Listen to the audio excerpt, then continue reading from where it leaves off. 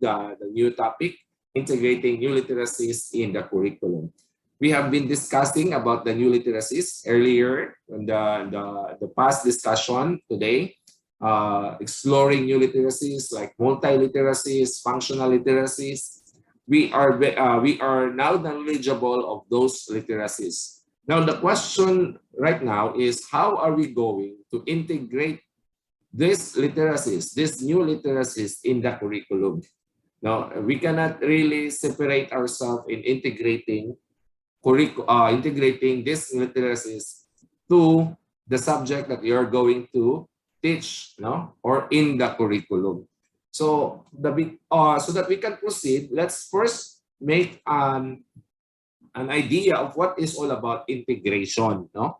So when you hear the word integration, what comes to your mind? So please use the chat box right now, the word integration. Another word that could help us understand when you hear the word integration.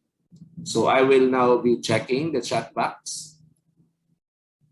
Before you will answer question number 2 and number 3, let's have first now our question for this discussion, integrating new literacies across the curriculum.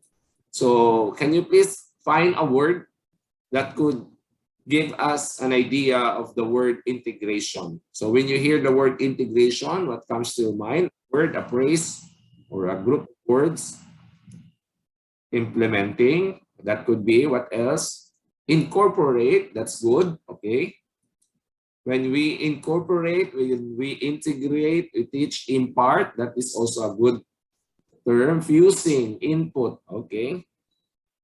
Joining together, correct, no? Sakto na siya. Fuse, impart, joining together, or implement, no? It could be combination, okay. Thank you so much for your answer. Okay. So we are not trying to incorporate, combine the new literacies in the curriculum. We are not going to teach these new literacies, no? There is no subject as new literacies in the basic education or even in college, no? Meaning to say, walang subject, walang asignatura na kailangan nating turuan ang mga bata, ang ating mga mag-aaral ng functional literacy, ng multimedia literacy, except sa senior high school na na-MIL, na Media Information Literacy. And the 21st century, somewhat like that, no? But there is no such term or such subject teaching our student of a subject about technology or information or functional literacy. Wala pa na nga subject. But you have a subject assigned to you for you to teach. That is, example, you are a BS in English, you are bound to teach English subject. No, you are not going to teach here new literacies, but how are we going? Why there is a need for us to integrate the new literacies? No, in the discussion of the group 3, they're talking about the multi-literacies, the functional literacies. Those multi-literacies, functional literacies are very helpful to our citizen because there are some discussion that talking about these literacies, these new literacies will also help us develop our economy. No? Why? Why we are talking about economy here? Because we are developing a citizen which are very productive and literate in the new form of literacies. Not only about reading, writing, but those literacies that we need to explore. So then how come that we talk about economy? Country's progress. Why we are going to talk about this one? No, bakit natin pag-uusapan ang pag-unlad ng bansa, ang pagiging produktibong mamamayan ng ating mga mag-aaral? That is because when we integrate new literacies, it could develop their skills, their lifelong learning process, their social and life and career skills. If you try to go back again to our discussion on the categories of the 21st century literacy or skills. Now, I have discussed the paradigm or the framework of the 21st century. If you try to recall the categories, now we have the learning literacy, innovation and learning literacy, no, which are the forces are there, collaboration, communication, and the rest. No? And we also have the career and social and life and career skills. So those are new literacies, no? Which if we were able to build and enhance that literacies to our students right now, to our learners right now, they could be useful and they could become responsible and a productive citizen in our country. Look at nganong magsisgot man taog kuan, nganong magisgot man taog productive citizen of our country. Nga new literacies naman atong subject. That is because when our learner able to enhance and build a new literacies, that skills or literacy that they acquired, that would be very helpful for them when they are already employed, when they are already enjoying their career, and they can contribute to the economy of the country. Okay, try to look at this concept. If we only have a kind of citizen who were able to read and write, and we don't have that incorporation or we don't have that acquisition of new literacies, of course, our citizens are not that very skillful. No, that is why literacy is very important, but it's in the higher form. The new concept of literacy is much more important today. Sa una, kailangan lang marunong kang magbasa, magsulat, then that's good enough. And even our parents, our grandparents are telling us, you don't need to study more. You don't need to go to college. You don't need to pursue tertiary education. High school, elementary, that's good enough. Why? Because you were able to read, write, and compute. That's good enough for you. And then, especially if babae ka, na yun ang pag-eskwela, no need for you to grow professionally because according to them, ang babae ay nasa bahay lang. No, that was the traditional concept. But today, no, as we celebrate, no, in connection as to the we are integrating now as to the celebration of the International Women's Month. No, we really appreciate the contribution of women. I can really say that they have acquired these new literacies. No, most of the teachers are women. No, we really appreciate them. No, naagit sila contribution when it comes to economy because they have learned and acquired this form of new concept of literacy. As I said in my previous input earlier this afternoon, no, who would have thought that we have this kind of literacies? Although we are already, I think some of us acquired these new literacies. Most of you are exposed to technology. No, ang sa Bisaya sa kuan pa, common denominator. When I say common denominator, the common denominator of new literacies, it is always technology. And our learners right now are the digital native. No, they are very aware and they are overexposed. No, sa nga akong gigamit nga term is overexposed to the utilization of technology. Even a 1-year-old child is already exposed to technology. So we can now expect how many years from now, mga 10 years from now, what kind of learners are we going to have? What kind of learning ability of our learners 10 years, 15 years from now? And you are already in the field of teaching on that years. So imagine, no, Bisaya na to. Mga 15 katuig, na po katuig gikan karon, naanamagid mo sa teaching field, if not all of you. No, most of you, you are in the teaching field because you are enrolled to education course or program. Definitely, you will be encountering a new set of learners who are at a very young age, are already overexposed of technology. Again, the common denominator of new literacies is always the technology, information, communication, and technology. No, I am not afraid that there will be an instance that a teacher could be replaced by technology because it would not happen. It would really not happen. Although there are some thought saying that a teacher 10 years, 15 years from now would be replaced by technology. But I don't believe on that because the teacher is always there to facilitate because the technology is there to be utilized by the facilitator, which are the teachers. So, I think walay kahadlok nga mahitabo nga wala na siguro education na kurso sunod kay ang mugamit wala na may teacher kay na may technology, it could be replaced, no? And there are some instances na that we can really compare that when we were elementaries, when we were in the elementary years, sa una padakuay mga bags, no? Panindutay og mga guyod-guyod stroller na bag, guyod-guyod, padaghanay og sulod sa bag.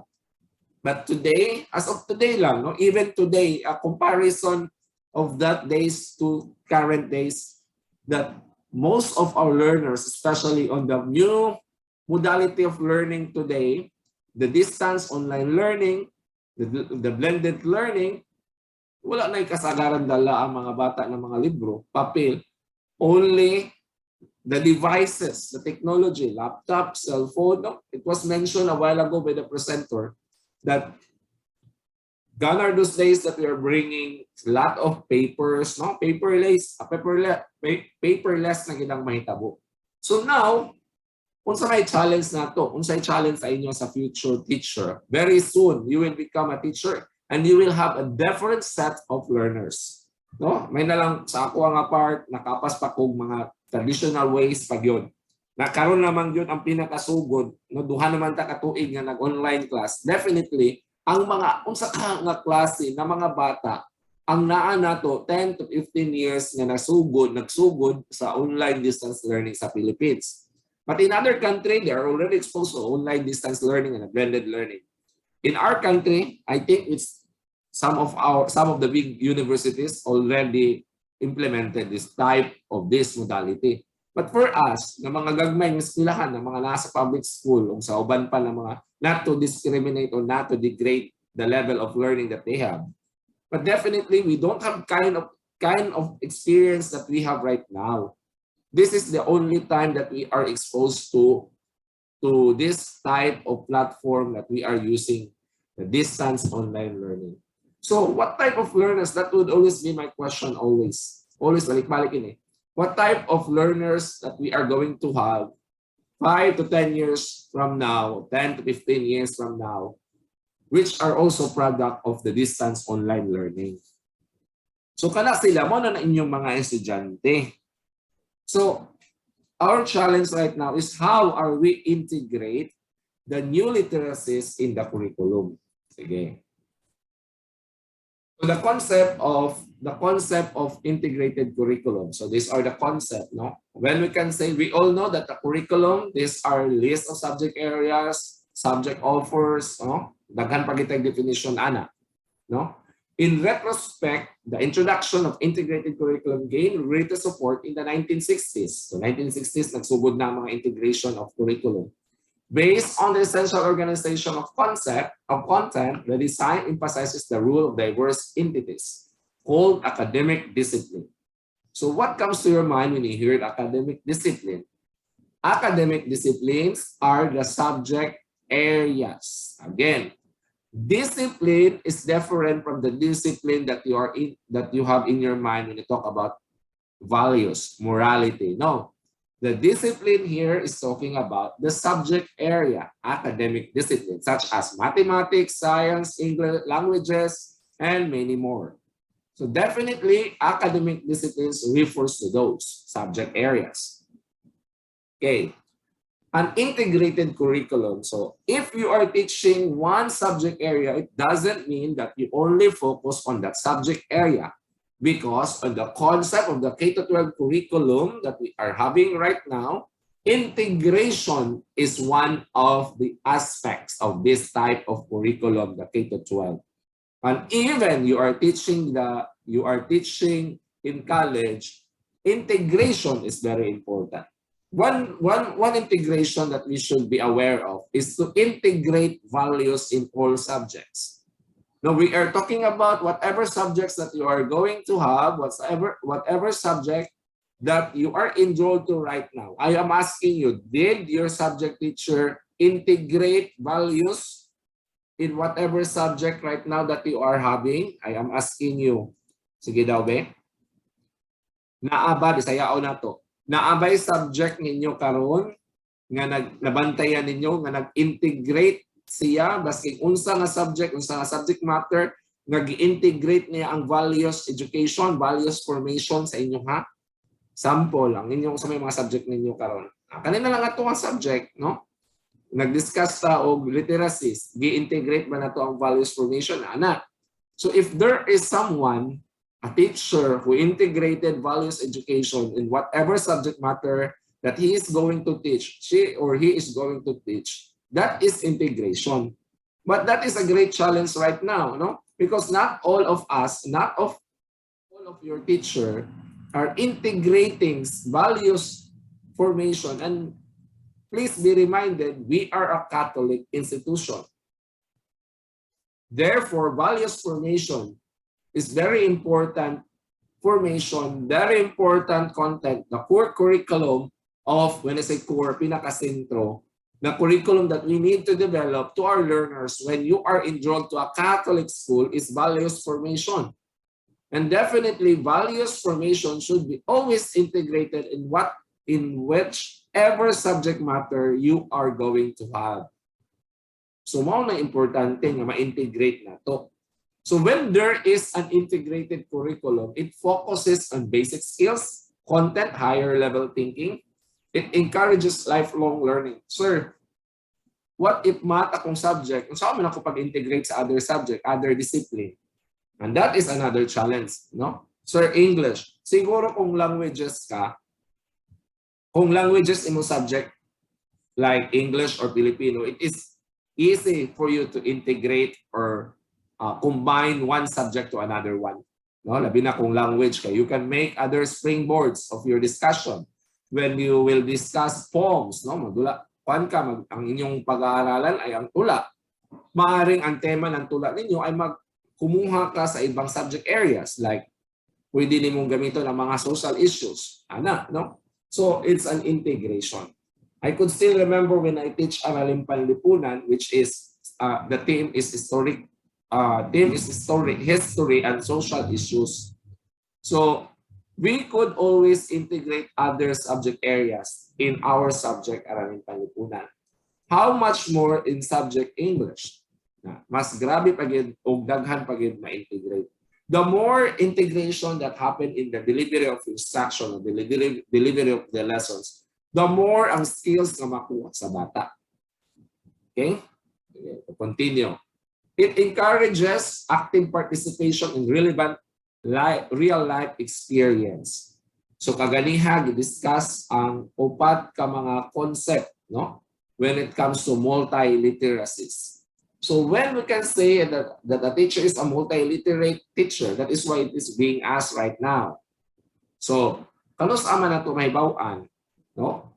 Number one, kaganiha, discuss situated practice. What is situated practice? Wala na ko ng word ng situated practice. It should be integrated there, the real life situations. Like mentioned earlier, the assessment in the new literacies, no? New literacies, pa to siya assessment. Assessment of multiliteracies. So how are we going to assess what are types of assessment that we are going to use in multiliteracies na approach?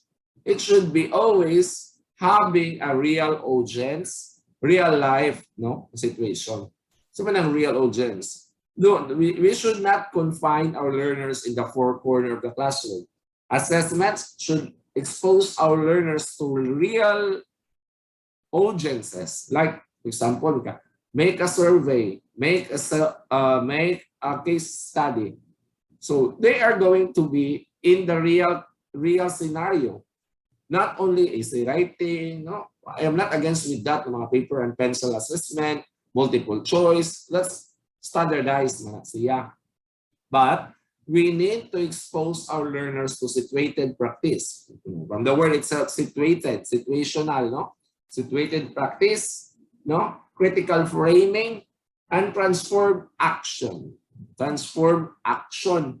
no, teaches students to apply lessons they learn to solve real problems. So dito tama struck, dapat as a future teacher, we need to focus on a real life situation, solving real life problems. Mao ginay dapat natong hunahon, no? Okay? Captivates, motivate, challenges learners, provide deeper understanding of content. I know it will be discussed by our next reporter. I will just run through. No? So this will be the approaches to integration, like the multidisciplinary approach. It will be discussed elaborately. Ako lang mong tagaan o overview. Focuses primarily to different disciplines. No? In our case, in the basic education, in the revised basic education curriculum prior to the K-12, we have a subject, makabayan. I think na sa inyong elementary pa mo. No? Makabayan is the macro. When I say macro, pinakadako. Part of makabayan are AP, MAPE, Bios Education, PLA. These are different disciplines incorporated to one. That is what we call multidiscipline. In creating a multidisciplinary curriculum, they tend to differ in the level of intensity of the integration effort. Okay. When a teacher integrates sub-disciplines within the subject area, he or she is practicing interdisciplinary. Yan na po ng interdisciplinary. Okay, for example, araling panlipunan. Sa araling panlipunan, subject na nadiya, for example, if you still remember, pag grade 7 mo, kasaysayan. Grade 8, kasaysayan gihapon. Kasaysayan ng Asia, grade 7. Grade 8, kasaysayan ng daigdig. Pag abot sa grade 9, economics. Economics are sub-discipline of araling panlipunan. History is another sub-discipline of araling panlipunan. So when you teach history at the same time, ay nag-integrate ka ng talakayan tungkol sa economics. That is interdisciplinary. I'll give you a situation. Ako ay nagtuturo ng mga pangulo ng ating bansa. So we are going to talk about the history of the presidents of our country. Now, in my discussion, I ask my students to create an output, mag-ibigay ang kanilang plataforma plataforma sa ekonomiya. Ano-ano ang kanilang mga naging kontribusyon sa ekonomiya ng bansa? Ano-ano ang kanilang mga programa at batas ng pang-ekonomiya? So meaning to say, I teach history, the same time I integrate economics. So bakit nagmahal ang gasolina sa panahon ni Pangulong Marcos? Example. Bakit bumaba nagkaroon ng inflation sa panahon ni Pangulong Marcos? So I'm talking about history dahil sa pagtalakay sa kapanahunan ni Pangulong Marcos. And then I integrate the discussion about demand and supply. So that is interdisciplinary. Now, when a teacher integrates sub-disciplines within the subject area, sa may subject area, AP, kung sa man ang duha ka sub-disciplines nga akong gisulti, ang history o ang economics. So, these are sub-disciplines within one subject area, araling panlipunan, that is interdisciplinary. Going back of the word multidisciplinary. Multidisciplinary focuses primarily on different disciplines. Different disciplines. Karon, ang AP, MAPE, PLA, Values Education are different disciplines or subject area. I-integrate siya, mahimo siyang makabayan. Sample, focus lang yapon ta sa araling panlipunan. Okay. Nagtudlo kung araling panlipunan, ang topic namin pag-abot sa grade 10 ay mga contemporary issue. If you try to recall, in grade 10, you are talking about contemporary issue.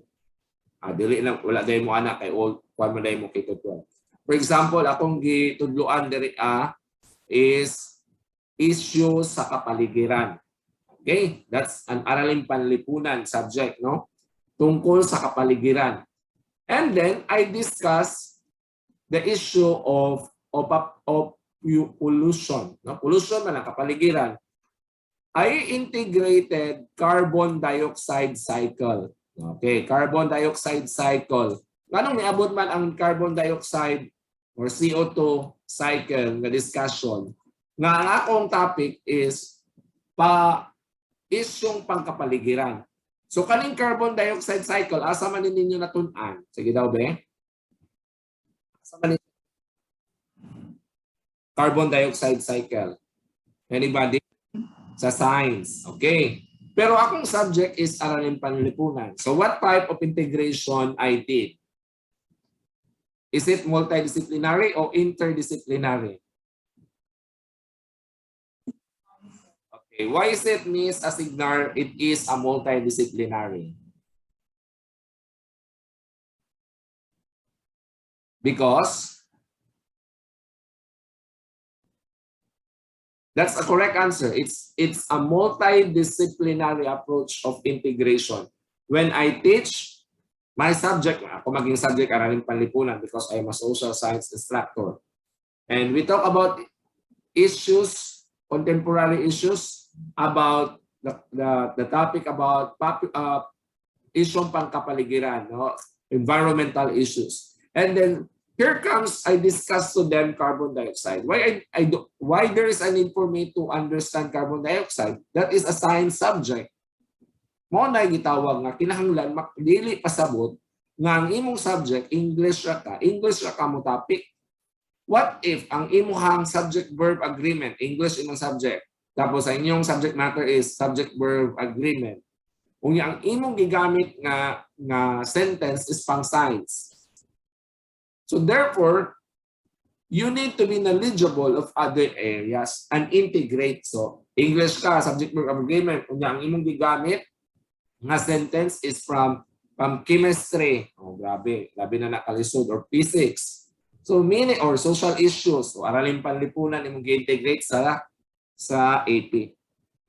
Mao na. So that's multidisciplinary. Simply because you are using other discipline. It's not a sub-discipline anymore, no? Example, nagtudlo ko og math. Ang akong subject area is slope. Slope. Rise, sana di man ko expert ana. For example, slope imong linear equation. Linear equation.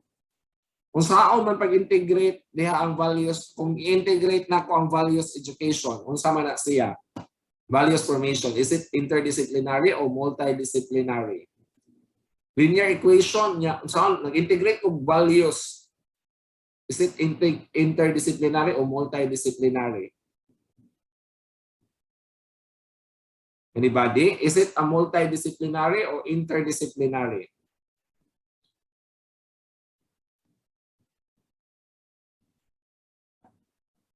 Siguro ko madungog. Okay, I'll repeat.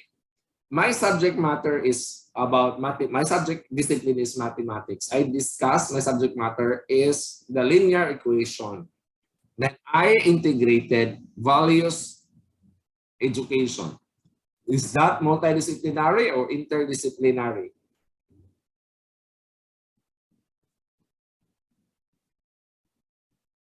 Multi or inter? Anybody like to answer? Out of the 40 plus students right here. Sige, use the chat box right now. What is your answer? Let us try to check. Sige, before you answer, let's have the chat box. Use the chat box, everyone, to make your answer, to check if you are still with me right now. Use the chat box in your answer, right? Multidisciplinary or interdisciplinary. Again, I'll give you back the situation.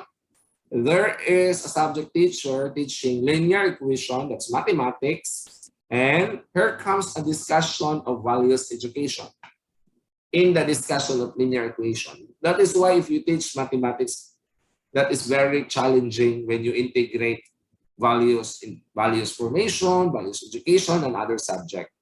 But if you are a language teacher, a social science teacher, definitely it is not that of very challenging. But of course, it is very important also. So that situation is a multidisciplinary. Okay. Now, I teach chemistry this time. Okay. I see some of your answer. I teach chemistry. And then some of my discussion in the chemistry, for example, balancing, chemical balancing, equation, balancing. And then I discuss about biology. Ikalit kong sulod o biology. From chemistry, the shift ko biology. Is that multi or interdisciplinary? From chemistry, the shift ko biology. Is it a multidisciplinary or interdisciplinary? From tanawa ang word ha, pag masutag discipline or disciplinary, one area lang ka, one subject area, no?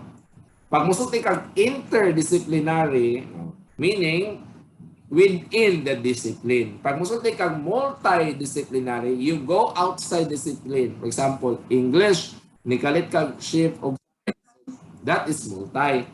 But ang biology o chemistry within one discipline ra ba na siya? Is that in one discipline? Yes. So that's what? Interdisciplinary. Kaya ang chemistry o ang biology under na sa science na discipline, di ba? So, dapat tayo gitawag na transdisciplinary. Ako na lang ning, I know, nakuha na ninyo ang idea on sa diferensya sa inter o sa multi. Diya lang ko taman mo discuss ha. Daghan pa man po ni i-discuss sa next. Okay. Let's go. Manata sa interdisciplinary. Transdisciplinary. Okay.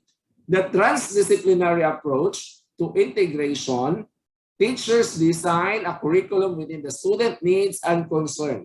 Students develop life skills as they apply disciplinary and interdisciplinary skills in real life context. Simple as this. When you will make an integration to real life, real world, career, community integration, social problems, social dilemmas, life experiences, student questions, team concept, life skills, those are transdisciplinary. When there is an application of your subject matter to real life situation and the following area. Now, that is why if you try to look at this one,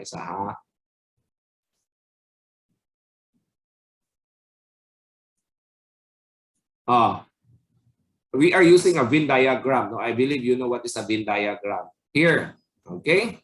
This is the subject area. For example, you're talking about English. Your subject, English mungkin mo. So this is English. Right now, your topic might be talking about literary criticism. Literary criticism. So naman siguro may subject ito, no? You will criticize a literary works. And then you talk about real life.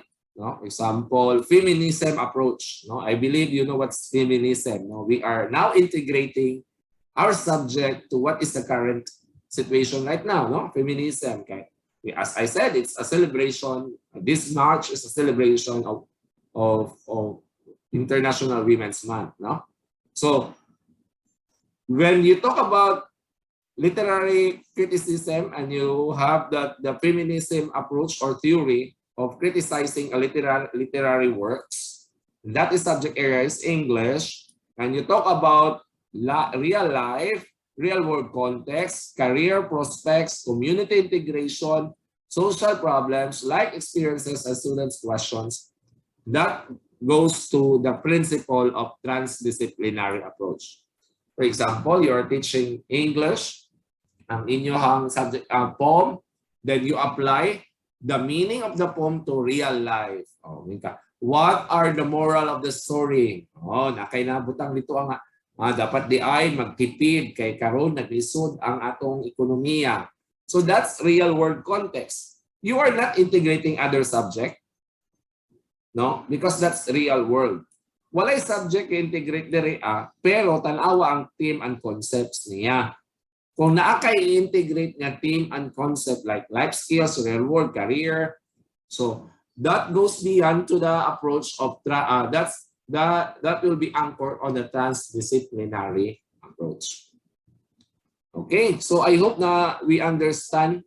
No, I will now no longer proceed to the following slides. Can i-discuss ang next reporter nato. No, I will stop presenting.